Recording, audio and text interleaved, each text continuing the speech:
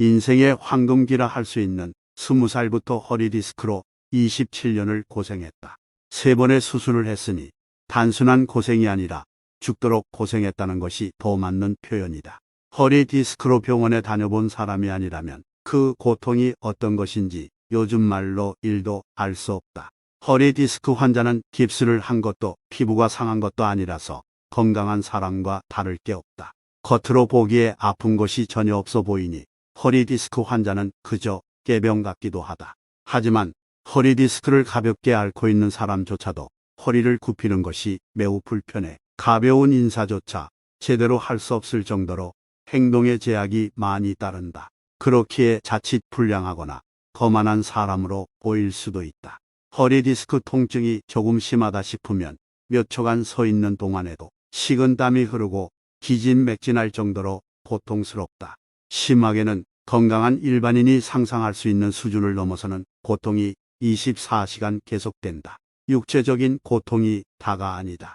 멀쩡해 보이는 사람이 아무것도 할 수 없으니 허리디스크 환자를 쳐다보는 주변의 시선에 정신적 고통도 만만치 않다. 병원에 입원한 것도 아니고 아무리 봐도 멀쩡한데 허리디스크를 앓고 있다는 이유만으로 불가피하게 본인이 해야 할 일을 주변인들이 나눠서 해야 하니 의아하고도 따가운 시선이 스트레스로 다가온다. 이는 허리디스크 환자가 사람을 멀리하고 가정이든 사회든 담을 쌓게 하는 근본적인 이유가 된다. 누구나 그러하듯 허리디스크 환자도 남에게 폐를 끼치고 싶지 않기 때문이다. 허리디스크 환자가 위와 같이 육체적, 정신적 고통 상황에 다다르면 주변 지인들이 위로한다고 해도 허리디스크 환자의 마음에 와닿지 않는다. 내가 허리디스크 고통으로부터 완전히 벗어난 지 4년이 지났음에도 지인들은 안타까운 얼굴로 허리는 좀 어때? 라는 안부 인사를 가장 많이 한다. 지금이야 나를 걱정하는 분들에게 고마운 마음이 크지만 허리디스크로 끔찍한 고통을 받고 있을 당시에는 미안하지만 그분들의 위로가 전혀 도움되지 않았다. 암 환자에게 조심해야 하는 말이란 주제의 기사가 종종 나온다. 걱정된 마음에서 전하는 말들이 환자를 배려하지 못하는 경우가 많다는 내용이다. 이겨낼 수 있어 불행 중 다행이야. 긍정적으로 생각하자. 누구는 더 심했어. 누가 뭐 먹고 병이 다 나았대 등이 대표적이다. 나도 비슷한 위로의 말을 많이 들었다. 요샌 기술이 좋아졌어. 수술하면 금방 괜찮아.처럼. 그러나 위로의 말을 들을수록 우울했다. 심지어 같은 고통을 겪고 있는 허리디스크 환자가 동병상련의 마음을 담아 해준 위로도 나의 마음을 달래주지 못했다. 그로써 허리디스크는 육체적으로나 정신적으로나 다른 사람과 나눌 수 있는 고통이 아님을 절실히 깨달았다. 상황이 이러한지라 허리디스크는 온전히 혼자 감당해야만 하기에 한없이 외롭다. 눈물이 마를 때까지 목 놓아 우는 것이 유일한 위로다. 이 책은 의학적 내용을 바탕으로 허리디스크 환자들에게 도움을 주고자 하는 것이 아니다. 언감생심 그런 수준은 생각지도 않는다. 단지 내가 허리디스크 질병을 앓으면서 바라본 상식적인 방법과 그 방법을 통해 끔찍한 허리디스크 고통에서 벗어난 경험을 공유하고자 할 뿐이다. 허공에서는 아무리 팔을 휘젓고 아무리 발버둥을 쳐도 바닥으로 떨어진다. 만일 조금이라도 위로 오르고 싶다면 바닥을 확인하고 디뎌야 한다. 이 책을 선택한 당신은 지금까지 알고 있던 허리디스크와 관련한 생각을 모두 지워냄으로써 바닥으로 떨어진 느낌을 받을 수도 있다. 바닥을 확인하는 것이 육체적으로 정신적으로 고통스럽고 견디기 어렵겠지만 반드시 바닥을 확인하고 발을 굴러 올라가야 다시 건강해질 수 있다고 말해주고 싶다. 나는 허리디스크 질병과 오랜 기간 싸우면서 경험하고 느낀 것을 이 책에 기록했다. 어떤 독자는 생각보다 큰 도움이 될 수도 있고 어떤 독자는 그렇지 않을 수도 있겠지만 끝까지 포기하지 말고 자기만의 회복 경험을 쌓기를 바란다. 아울러 진솔한 회복 경험을 허리디스크로 고통받는 다른 사람과 공유하기를 바란다. 그 과정에서 당신에게 얼마나 많은 유일한 위로가 필요할지 모르겠다. 허리디스크 통증이 워낙 심해서 누워만 있어야 한다면 어쩔 수 없지만 환자도 사회 구성원으로서 집을 포함한 모든 장소에서 활동해야 한다. 그 가운데 허리디스크는 어떤 자세에서도 통증이 동반되므로 활동하기 위해서는 반드시 해결해야 할 문제가 있다. 바로 올바른 자세이다. 모든 상황에서 올바른 자세는 통증을 줄여줄 뿐만 아니라 최소한 자세로 인해 허리 디스크가 악화되는 경우를 예방할 수 있으므로 본론으로 들어가기 전 경험으로 터득한 올바른 자세를 소개하고자 한다. 물론 지금부터 설명하는 자세가 불편하게 느껴진다면 그 자세는 당신에게 맞지 않은 자세이므로 무작정 따라 하기보다 자기에게 맞는 자세를 찾는 것이 바람직하다. 질병관리청 국가건강정보 포털에 요추 추간판 탈출증 예방을 위한 올바른 자세가 그림으로 나와 있다. 그것은 허리 디스크 예방을 위해 국가기관에서 홍보하는 5가지 서 있을 때, 앉아 있을 때, 물건을 들 때 엎드린 자세에서 일할 때 올바른 자세다. 하지만 건강한 사람이 허리 디스크 예방을 위해 본 자료를 활용하는 것보다 허리 디스크 환자가 본 자료를 참고하여 생활할 가능성이 더 큰데, 이 자세 중 서 있을 때 자세를 제외하고 나머지 자세는 허리 디스크 환자에게 그다지 추천하고 싶지 않다.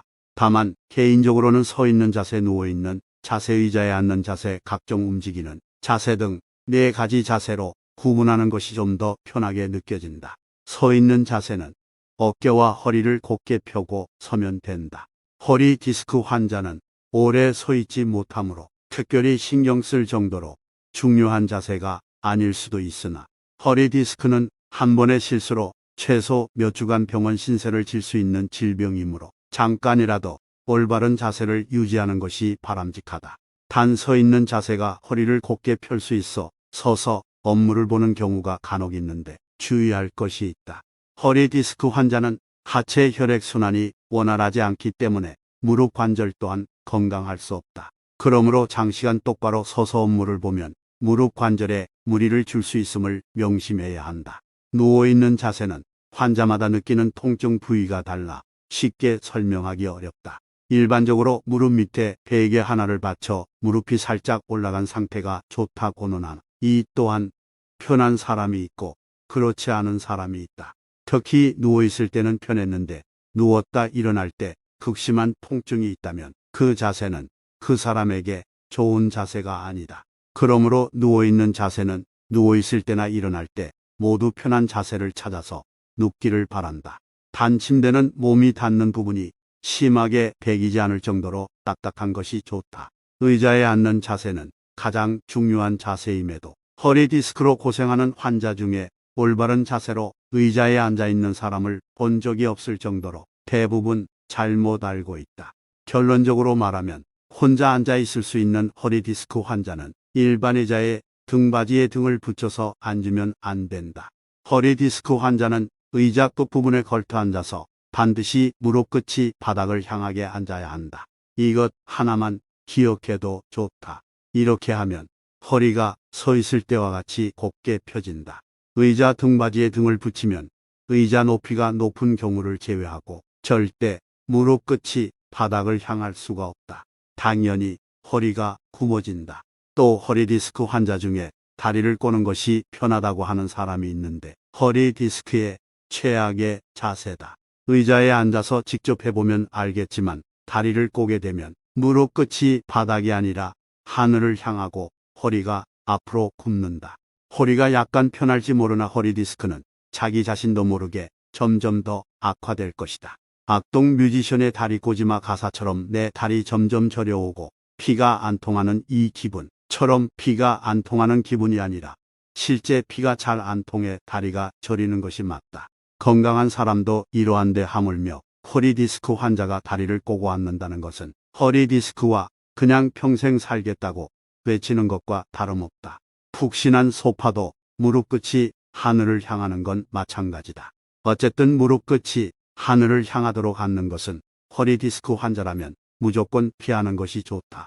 최근 허리 디스크 환자가 너무도 많아 이와 관련한 의자도 여러 출시됐는데 결론은 무릎 끝이 바닥을 향하느냐 아니냐를 기준으로 한다면 올바른 선택이 될 것이다.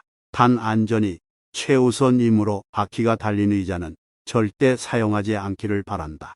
의자 끝에 걸터 앉을 때 바퀴가 뒤로 밀리며 자칫 바닥에 엉덩방아를 찢는 대형 사고를 유발할 수 있다. 마지막으로 각종 움직이는 자세는 상황마다 조금씩 다르긴 하나 이 또한 한 가지 원칙을 머릿속에 놓으면 편하다. 허리를 굽히지 말라. 조금 황당할 수는 있지만 핵심이다.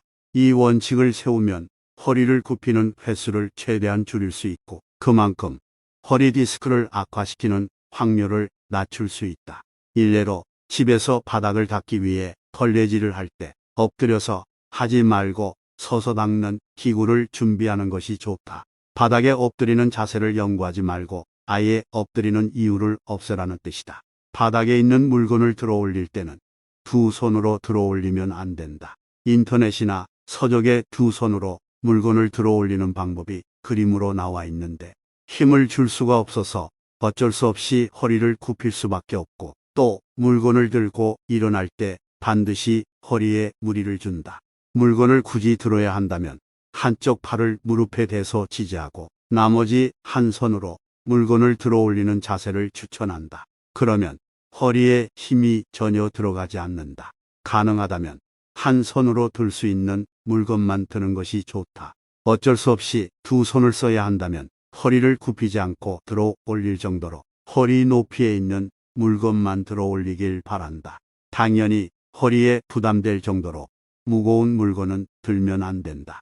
우습지만 나의 경우 처음엔 접시도 들지 않을 정도로 조심했다. 끝으로 바닥에는 앉지 마라. 무릎 꿇고 앉는 자세를 제외한 바닥에 앉는 거의 모든 자세가 허리에 매우 안 좋다. 특히 책상 다리 자세는 허리 디스크 환자에게 치명적이다. 올바른 자세만으로도 상당한 효과를 볼 수 있다고 확신한다. 그래서 당신이 조금이라도 편한 자세로 이 책을 읽게 하고 싶은 마음에 조금 세세히 설명했다. 그럼에도 부족한 점이 있다면 자기 자신에게 맞는 자세를 스스로 더 연구하기를 바란다. 내게 허리 디스크가 어떤 질병인지 한 문장으로 설명해 달라고 하면 살아있는 동안 다시 보고 싶지 않은 사람과 한 방에서 죽을 때까지 함께 생활하는 것과 같다고 말한다. 더 솔직하게 말하면 억수로 재수없고 재수없는 경우가 바로 허리 디스크라고 할 정도로 허리 디스크는 정말 최고로 재수없는 질병 중 하나라고 생각한다. 사람마다 허리 디스크를 처음 앓게 되는 이유는 매우 다양하다. 무거운 것을 들다가 자세가 안 좋아서 허리에 충격을 받아서 등 이유는 달라도 과정은 대부분 비슷하다. 처음에는 허리 통증이 나타나고 이것이 심해지면 허리에서 다리로 내려가는 신경이 눌려 서 있을 수도 앉아 있을 수도 누워 있을 수도 없는 극심한 고통에 이르게 된다. 게다가 처음 겪는 허리 디스크 고통을 조금이라도 줄이고자 잘못된 자세를 계속 유지하다 보면 자칫 목 디스크까지 동반할 수 있는데 이때는 삶이 낭떠러지 끝에 서 있는 듯하다. 나는 롤러스케이트장에서 친구의 장난에 균형을 유지하려다 허리가 비틀어지면서 똑 소리가 날 정도로 다친 데서 시작했다. 처음에는 허리 통증이 견딜만했기에 대수롭지 않게 여겨 별다른 치료를 하지 않았다. 가족 중 누구도 허리 디스크를 알아본 사람이 없었기에 이 질병이 한 사람의 인생을 송두리째 망가뜨릴 정도로 무서운 질병인 줄 몰랐다. 간혹 허리 디스크는 그냥 놔둬도 나을 수 있다고 하는 사람도 있지만 절대 안정을 취하며 놔두어야 하는 것이지 평소대로 활동하면서 놔두면 낫는 질병이 절대 아니다. 어쩌다 운이 좋아 그냥 낫는 사람이 있다고 해서 나도 그냥 두면 나을 거라고 생각하는 것은 너무 무모하다. 즉, 허리 디스크는 나머지 인생을 끔찍한 고통 속으로 송두리째 밀어넣을 수도 있는 중대한 문제이니 너무 쉽게 생각하지 않기를 바란다.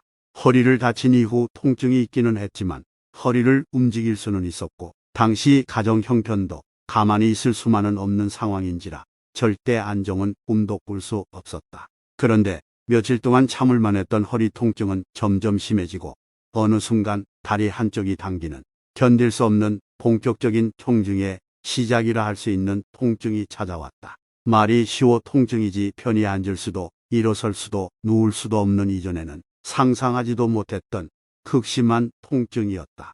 허리 디스크 환자는 다 알겠지만 허리 디스크로 인한 허리와 다리 통증은 한마디로 기분이 더러운 통증이다. 어떤 경우는 이를 악물고 통증을 견디기도 하지만 어떤 경우는 순간순간 자신도 모르게 비명이 나올 정도로 참을 수 없이 고통스럽다. 특정한 시간과 특정한 자세 어느 것도 종잡을 수 없이 아프다 보니 이때부터는 모든 정신이 허리와 다리에 집중되어 어떤 일도 제대로 할 수 없는 상황이 초래된다. 그 결과 자의반 타의반 모든 일에서 손을 뗄 수밖에 없다. 손을 떼지 않으면 주변 사람들에게 민폐가 될 수밖에 없어 손을 떼는 것이 오히려 나은 경우가 대부분이다. 허리 디스크가 이쯤 진행되면 극심한 육체적, 정신적 고통으로 모든 일이 서서히 뒤죽박죽 되어간다. 신경이 온통 허리와 다리에 가 있으니 보거나 듣고 있어도 기억할 수 없다. 마치 영화를 보면서 다른 생각을 해 영화 내용이 기억나지 않는 것과 같다. 차이점은 영화는 약 2시간이라는 잠깐 동안 다른 생각을 하는 것이지만 허리 디스크의 경우는 깨어있는 모든 일상에서 항상 허리와 다리에 신경이 가 있어서 일상 파괴가 다반사다. 그리고 잦은 일상 파괴는 허리 디스크 환자의 육체적, 정신적 상태를 더 악화시키는 악순환을 유발한다. 한마디로 일상이 매일 악몽이다. 병원에서 몇 번 치료를 받으면 늘 그래왔듯이 여느 상처와 마찬가지로 바로 낫겠지 하는 희망이 있다. 하지만 치료에도 통증이 점점 심해지고 허리에서 다리까지 극심한 통증이 더해지면 방금까지 가졌던 희망은 순식간에 두려움으로 바뀐다. 허리 디스크라는 질병이 얼마나 더 고통스러울지 낫기는 나을지 캄캄한 동굴 속과 같이 아무것도 알 수 없다. 더 안타까운 건 이것이 시작에 불과하다는 것이다. 간혹 허리 디스크로 엄청난 고통을 겪고 있는 환자에게 요샌 기술이 좋아져서 괜찮아 누가 수술받고 며칠 만에 정상으로 돌아왔대라며 희망 회로의 말을 건네는 사람이 있는데 추천하고 싶은 위로의 말은 아니다. 허리 디스크로 이미 엄청난 통증이 있는 상태라면 어떤 치료를 받더라도 육체적으로 건강했던 과거로 돌아가는 것은 정말 힘든 일이다. 더욱이 허리 디스크 수술까지 한다면 그 가능성은 더욱 줄어든다. 간혹 허리 디스크 치료 후 건강한 삶으로 되돌아간 사람이 주변에 있다고 해도 자기 자신이 그런 행운아가 될 것이란 희망회로는 회복에 도움이 되지 않는다. 조금 더 쉽게 설명하자면 허리 디스크로부터 완벽하게 탈출할 수 있다고 믿는 것은 집 앞 생활체육센터를 다니면서 전 세계 배드민턴 선수 중 단 3명에게 주어지는 올림픽 메달 주인공이 자신이 될 수 있다고 생각하는 것과 같다. 다시 말해 허리 디스크를 치료하더라도 일상생활과 가벼운 운동을 하는 것에 불편함이 적은 정도이지 허리 디스크를 앓기 전 수준의 건강 상태로 돌아가는 건 극히 드물다는 뜻이다.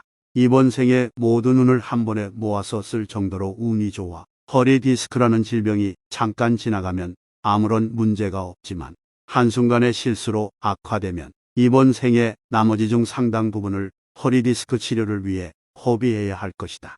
나는 허리 디스크 질병을 얻은 이후 지금의 회복 상태가 되기 전까지 가족과 함께 마음 편하게 여행 한 번 다녀온 적이 없다. 특히 비행기에 쪼그려 앉아서 몇 시간씩 가야 하는 해외여행은 계획하면서부터 신경성 두통에 시달렸다. 개인적으로 여행은 목적지에서 여유를 만끽할 때보다 가기 전 준비할 때가 가장 행복하다고 생각한다. 하지만 내게는 다른 세상의 얘기였다. 여행 중에 겪을 육체적 고통과 일행들에게 끼칠 민폐를 고민하느라 여행 전부터 정신적으로 너무 힘들었고 여행 중에는 우려가 현실이 되어 참기 힘들었다. 게다가 여행을 다녀온 후 악화된 몸 상태로 병원에 다니느라 훨씬 고통스러운 나날을 보냈다. 허리 디스크는 생각만 해도 즐거운 여행이란 단어도 듣기조차 싫게 만드는 특별한 재주가 있었다. 여행의 사례는 허리 디스크가 뺏어간 소중한 내 삶 중 극히 일부분이다. 아침에 눈을 뜨는 순간부터 저녁에 잠들 때까지 육체적, 정신적 고통이 몸에서 떠나지 않았다고 생각하면 과연 얼마나 많은 것을 내가 잃었는지 조금은 상상할 수 있을 것이다.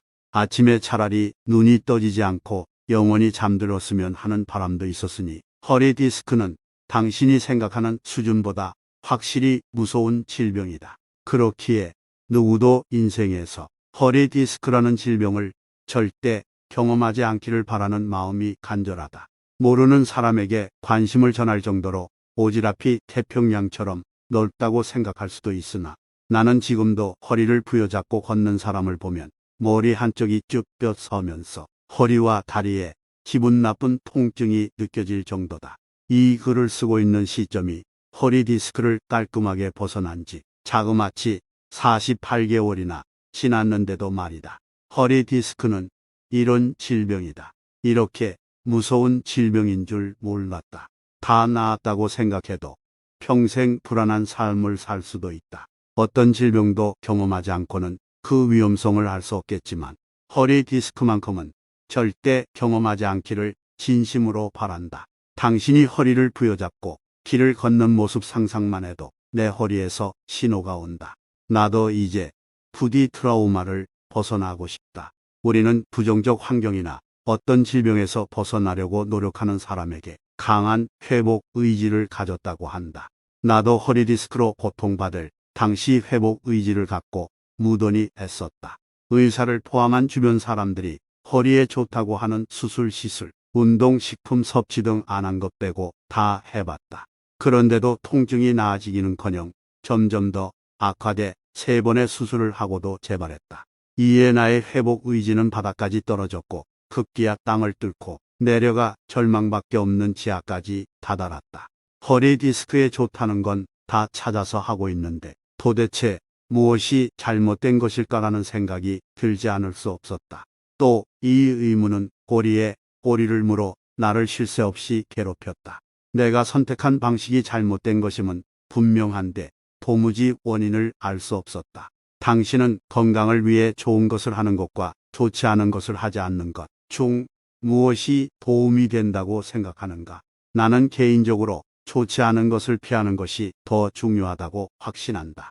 예를 들어 아무리 운동을 열심히 해도 술과 담배를 끊어내지 못하면 건강할 수 있을까? 제 아무리 몸에 좋은 음식을 찾아 먹는다고 해도 과식과 야식을 먹는 식습관을 고치지 못한다면 건강을 유지할 수 있을까?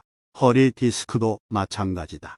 뛰어난 의사에게 획기적인 방법으로 수술 받았더라도 수술 후 허리에 안 좋은 생활 습관을 그대로 이어간다면 허리 디스크 재발은 피할 수 없는 운명이다. 만일 지금까지 허리 디스크에서 벗어나기 위해 좋은 것을 하는 것에 초점을 맞췄다면 이제는 좋지 않은 것을 하지 않는 것으로 방향을 바꾸길 바란다.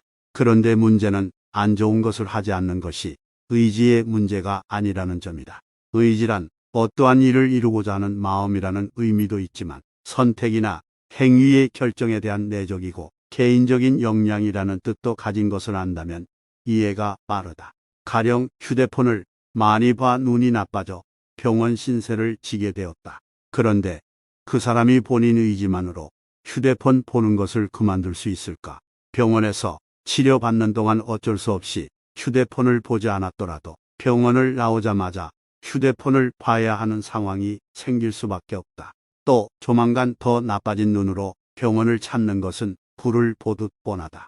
스스로 휴대폰을 보려는 의지를 선택했기 때문이다. 이렇듯 의지는 종종 이런 오류를 낳는다. 만일 눈을 더 나쁘게 하지 않기 위해 휴대폰을 그만 보려면 나빠진 눈으로 얼마나 고생했는지, 병원 신세로 얼마나 많은 시간과 비용을 낭비했는지를 떠올려야 한다.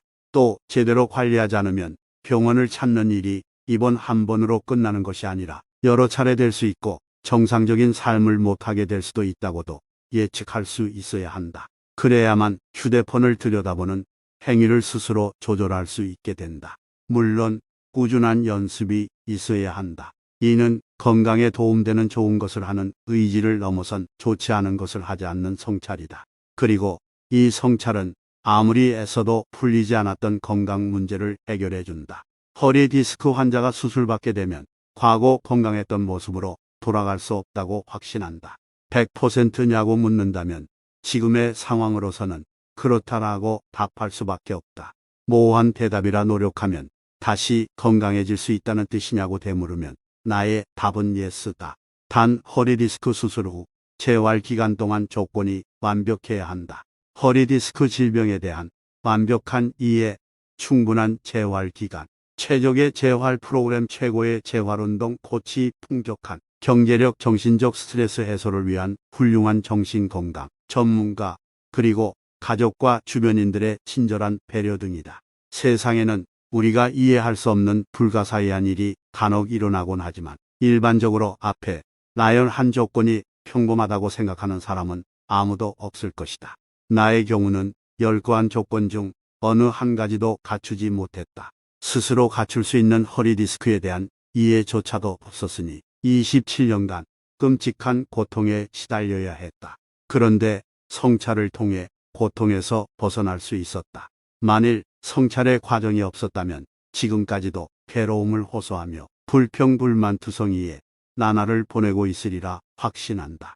이 책을 읽고 있는 그 누구도 내가 이야기한 조건을 모두 갖출 수 없을 것이다. 그렇기에 나는 허리디스크로부터 탈출하려면 반드시 성찰을 시작하라고 조언한다. 나는 3번의 수술을 하는 동안 회복 의지가 없었던 적이 없다. 수술 전에는 반드시 몸을 회복해서 정상적인 생활로 돌아가겠노라고 다짐했고, 수술 후에는 담당 의사의 조언을 철저하게 따르며 재활 치료를 받았다. 그런데도 허리 디스크는 야속하게도 매번 재발했다. 4번째 수술을 앞두고는 내 인생의 마지막 수술이자 완치하겠다는 심정으로 고통스럽지만 지친 몸과 마음을 이끌고 병원을 찾았다. 거기까지가 내 의지의 한계였다. 나의 의지만으로 안 되는 것이 있음을 깨달은 것이다. 그에 더해 의지는 근거 없는 희망도 안겨주는데 그 앞에서 좌절했다. 근거 없는 희망이란 수술 후 과거와 같이 건강하게 생활할 수 있으리라는 믿음이다. 이는 너무 고통스러운 나머지 수술 결과에 대한 환상과 자유자재로 움직일 수 있었던 과거 삶에 대한 동정이 만들어낸 합작품이다. 나의 경험도 그러하거니와 단 한 번도 완치한 사람을 본 적 없음에도 자기만큼은 가능하리라 확신한다. 단지 일상생활하기에 불편함이 없다 정도로 삶의 질을 조금 낮게 설정한 경우는 있었지만 말끔하게 나은 사람을 보지는 못했다. 그러니 허리 디스크 고통으로부터 하루빨리 벗어나고 싶은 사람은 근거 없는 희망을 되도록 빨리 깨는 것이 좋다. 아까운 시간만 빼앗고 마치 헤어나올 수 없는 소용돌이에 빠진 것처럼 허리 디스크로 인한 고통에 더 오랫동안 머물게 하기 때문이다. 결론적으로 허리 디스크 환자는 지금까지 허리 디스크를 유발하고 악화시켰던 모든 습관을 되돌아보고 찾아내는 성찰의 시간을 가져야 한다. 그리고 잘못된 부분을 고쳐야만 허리 디스크 고통에서 벗어나는 첫 번째 계단을 밟을 수 있다. 내가 직접 목격한 상황을 예로 들어보겠다. 언젠가 허리 디스크로 수시로 병원을 드나들던 지인의 집을 방문한 적이 있다. 그 집에 들어서는 순간 지인이 왜 허리 디스크를 안고 사는지 금세 알아볼 수 있었다. 집안에는 언제나 손만 뻗으면 닿을 수 있는 곳에 간식이 수북이 쌓여 있었다. 지인은 식사한 지 얼마 되지 않았음에도 과일, 과자, 탄산음료로 배를 더 채웠다. 건강한 사람도 문제가 될 법한 습관인데 허리 디스크 환자에게는 두말할 필요가 없었다. 그러면서도 지인은 운동도 열심히 하는데 왜 허리가 계속 아픈지 모르겠다며 하소연했다. 앞서 말했듯 아무리 건강에 좋다는 것을 찾아서 해도 건강을 해치는 행동을 계속하면 득보다 실이 많다. 혹 운이 좋아 한 번의 허리 디스크 수술로 눈에 띄게 상태가 좋아졌다 하더라도 잘못된 습관을 바꾸지 않는다면 어김없이 재발한다. 이러한 이유로 성찰이 필요하다. 성찰은 자기를 돌아보고 무엇이 잘못된 것인지 판단할 수 있는 능력을 준다. 또한 좋은 것을 하는 것보다 좋지 않은 것을 멈추게 하는 능력도 있다. 건강해지기 위한 회복 의지도 성찰을 통해 100배 1,000배 강력해질 수 있다. 나는 4번째 허리 디스크 수술을 받기 위해 병원을 방문했다가 운 좋은 퇴짜를 맞았다. 잦은 수술로 인해 내게 적합한 수술이 매우 한정적이었다. 4번째 수술을 받기에는 젊은 나이라는 이유로 맞은 퇴짜지만 그를 통해 성찰의 참맛을 보았다. 마지막 희망이었던 수술이 거부되고 삶의 벼랑 끝에서 성찰했다. 그리고 드디어 처음부터 다시 시작했다. 희망을 품고 찾아간 병원에서 오히려 희망이 꺾여 돌아온 후 마치 정신과 육체가 분리된 것처럼 정신 따로 육체 따로 움직였다. 일은 하고 있으나 머리는 일과 관계없는 생각으로 가득 찼다. 가정과 일터는 서서히 엉망이 되어갔고 지인들과도 소원해졌다. 한마디로 주위의 모든 끈이 끊어지고 있었다. 무서웠다. 이렇게 지내다가 또다시 삶을 놓을 수도 있겠다는 생각이 들었다. 아침에 눈 뜨면 잠에서 깨어났다는 사실에 화가 났다. 8층 사무실로 출근하는 것도 14층 아파트로 퇴근하는 것도 두려웠다. 그리고 속을 펐다. 이건 내가 기대한 삶이 아닌데 왜 이런 삶이 내게 왔는지 한없이 원망스러웠다. 이제 정말 끝이구나. 창문에 비친 나는 울고 있었다. 생의 끝자락이라는 생각에 태어나서 처음으로 목 놓아 울었다. 그간 이 삶이 파노라마처럼 지나갔다. 한참을 울고 마지막 한숨을 쉬자 책상 위에 놓인 건강 서적 한 권이 눈에 들어왔다. 무심코 펼친 목차에 허리 디스크와 관절염이 보였다. 그리고 신기하게도 갑자기 머리가 맑아졌다. 허리 디스크는 죽을 때까지 통증을 벗어날 수 없고 통증을 잘 관리하면서 살아야 한다고 어느 의사가 말했다. 이 정도로 얘기했다면 꽤 솔직한 편이다. 그 말을 믿고 싶지 않았다. 세상 모든 것은 원인과 결과가 있고 허리 디스크 원인을 해결하면 그로 인한 통증도 분명히 없어질 것이란 믿음이 있었기 때문이다. 당연해도 너무 당연한 상식이다. 그런데 책상 위에서 발견한 책도 그렇게 말했다. 허리 디스크 수술을 3번이나 한 사람의 생각으로는 다소 무모하게 보이지만 마음껏 흘린 눈물은 무모함마저 깨끗하게 지워버렸다. 그때부터 허리 디스크 원인을 확인하기 위해 상식의 바탕을 두고 닥치는 대로 정보를 수집했다. 책은 그 중에 가장 중요한 정보원이었다. 인터넷 정보는 책에서 얻은 정보 중에 이해되지 않는 부분을 보충하는 수단이 되어주었다. 그리고 수집한 많은 정보와 나름의 상식을 접목해 허리 디스크 통증을 완화할 수 있는 습관을 만들었다. 처음부터 통증을 깔끔하게 없애겠다는 목표를 세운 것은 아니다. 그러자 허리 디스크 통증은 반드시 해결될 수 있다는 강한 확신이 들었다. 머리는 더욱더 맑아지고 건강해질 수 있다는 희망이 선물처럼 다가왔다. 3번의 수술이 모두 재발하는 당연한 불운을 겪고 마지막으로 기대한 또 한 번의 수술이 무산된 후 세상이 무너지는 좌절감을 맛보았다. 나이 들어 그렇게 목 놓아 울어본 적도 없다. 하지만 울음 뒤에 쉰 한숨은 내 정신을 번쩍 들게 했고 우연히 눈에 들어온 선물 받은 후 처박아 놓았던 책 한 권으로부터 허리 디스크 질병 극복의 여정을 출발했다. 이전에도 허리 디스크와 관련된 몇 권의 책을 읽었지만 그 책들은 모두 디스크 수액이 터져나와 신경을 압박해 통증을 유발한다는 의학적 내용과 허리 디스크 질병 예방 및 완화할 수 있는 좋은 운동 및 자세에 대한 설명이 대부분이었다. 지푸라기라도 잡는 심정으로 책 내용을 매번 따라했지만 별다른 효과를 볼 수 없었을 뿐만 아니라 오히려 통증을 악화시키는 경우도 종종 있었다. 허리에 통증이 있을 때는 운동을 잠시 쉬거나 매우 조심하는 것이 차라리 나은데 조급한 마음에 내 건강 상태와 맞지 않는 내용을 따라한 것이 원인이다. 우연히 접한 책에서 허리 디스크 질병 극복을 위해 가장 먼저 깨달은 것은 통증이 염증에서 비롯된다는 간단한 내용이다.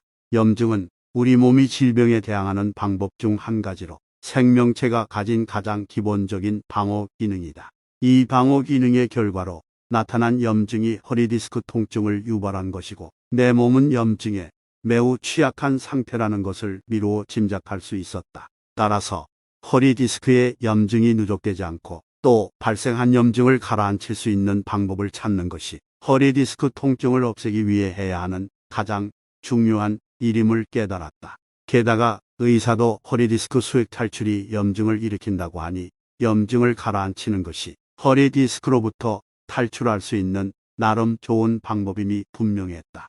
이제는 건강 여정을 시작하는 일만 남았다. 염증을 낮출 방법으로 첫 번째 떠오른 생각은 피를 맑게 하는 것이다.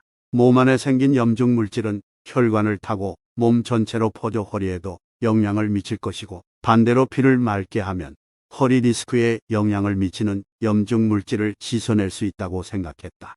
하지만 통증 때문에 정신적 도피처로 찾은 술, 과식, 야식 탓에 습관이 쉽지 않았다.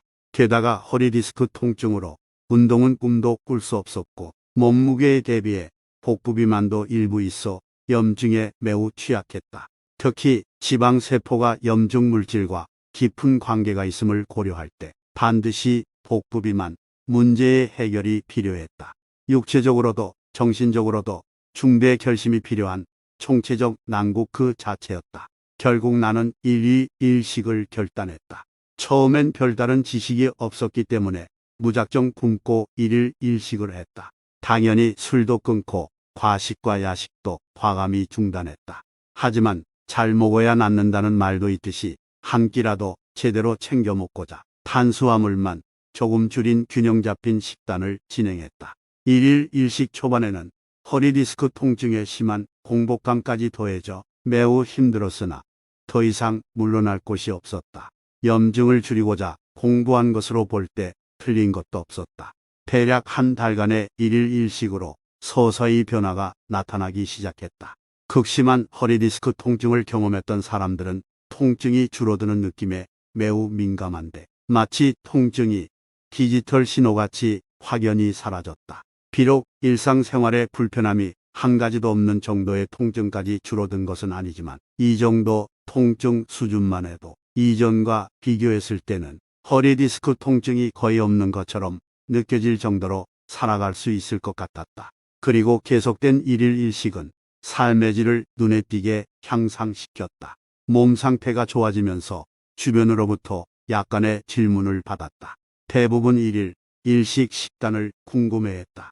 사실 허리 디스크 통증으로 힘들 때는 잘 먹고 잘 자는 것이 건강의 최고라 믿었고 나를 치료한 의사들도 모두 잘 먹고 잘 자라고 조언했다. 하지만 분명한 것은 잘 먹고 잘 자는 것이 생각보다 쉽지 않다는 것이다. 특히 잘 먹으라는 말을 아무 음식이나 먹으라는 것으로 이해하면 절대 안 된다. 음식이 사람을 살릴 수도 죽을 만큼 고통스럽게 할 수도 있기에 일식은 제대로 된 음식 즉 균형 잡힌 영양을 제공할 수 있는 음식을 먹어야 한다.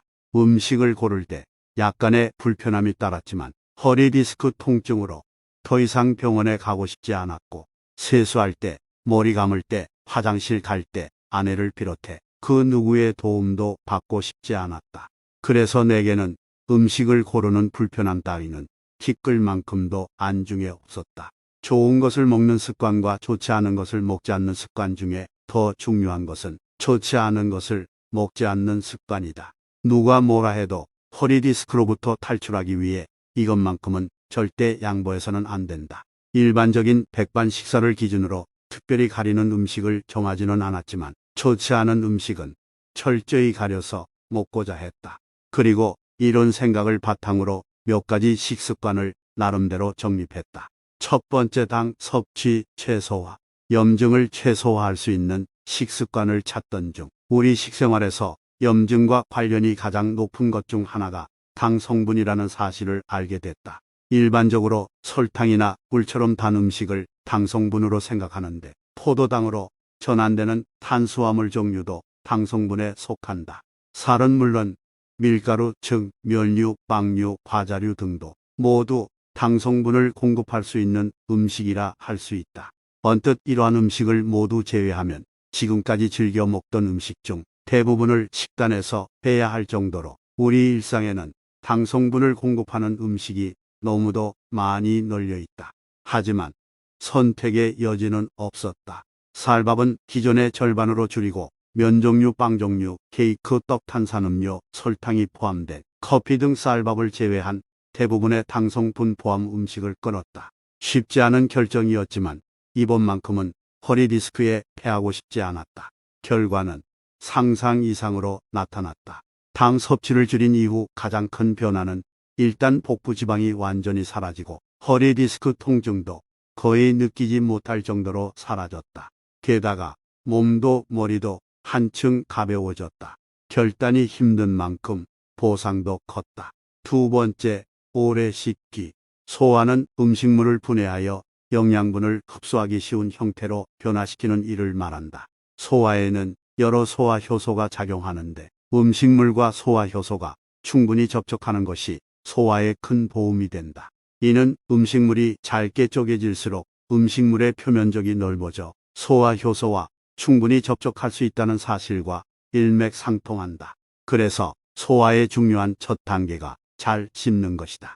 굳이 음식물을 씹는 과정에서 식욕과 관련된 호르몬을 언급할 필요도 없이 잘 씹는 것만큼 소화에 중요한 것은 없다. 소화가 잘 된다는 것은 우리 몸에서 필요한 영양분을 제대로 공급함으로써 건강한 몸이 된다는 것이고, 소화가 잘 안 된다는 것은 그 반대로 건강에 엄청난 악영향을 준다. 식사할 때 음식물을 입에 넣고 몇 번을 씹어 삼키는지 세어본 적이 있는가? 나는 식사할 때 상대방이 대략 몇 번을 씹어 음식물을 삼키는지 살펴보는 습관이 있다. 대부분 식사할 때 자신이 몇 번을 씹어 음식물을 삼키는지 잘못 알고 있다.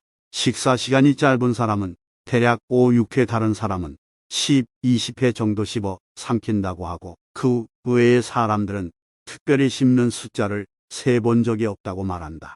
그런데 실제로 식사를 빨리 하는 사람들은 대부분 10, 20회 정도, 이보다 식사 시간이 긴 사람은 30회 전후를 씹어서 음식물을 삼킨다. 이렇게 음식물을 씹는 횟수를 잘못 알고 있다. 정말 5, 6회 정도만 씹고 삼킨다면 그 사람은 음식물을 덩어리 상태 그대로 삼킨다고 보면 된다. 당연히 소화가 안 된 음식물은 몸에 나쁜 물질을 내뿜는다.